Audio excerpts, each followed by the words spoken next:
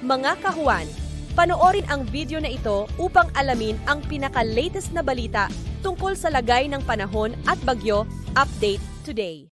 Narito nga ang ating pinakahuling satellite image kung saan ang southwest monsoon o habagat ay nakakaapekto na nga sa may kanlurang bahagi ng northern Luzon.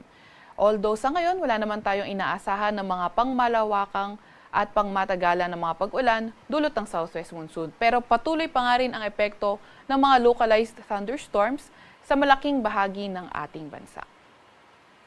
Sa ngayon wala rin naman tayong namomonitor na low pressure area or bagyo sa loob or malapit sa ating Philippine Area of Responsibility.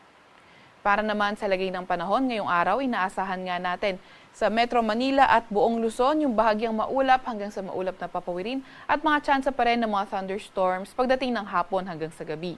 Inaasahan nga natin by tomorrow, posibleng magpaulan ang southwest monsoon o habagat dyan sa may kanlurang bahagi ng northern at central Luzon. Inaasahan nga natin by Monday and Tuesday, posibleng magpaulan ang southwest monsoon sa may kanlurang bahagi naman ng central at southern Luzon. At pagdating ng Wednesday, posible na itong magpaulan sa may kanlurang bahagi ng southern Luzon. Para naman sa lagay ng panahon sa Visayas at Mindanao, katulad nga sa Luzon, partly cloudy to cloudy skies condition rin at may mga tsansa ng mga localized thunderstorms pagdating ng hapon hanggang sa gabi.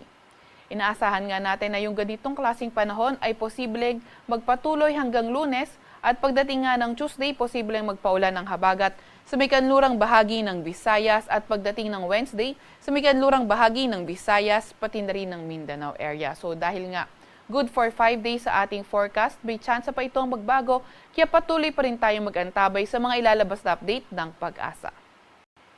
Wala pa rin naman tayong gale warning sa kahit anong dagat baybay ng ating bansa.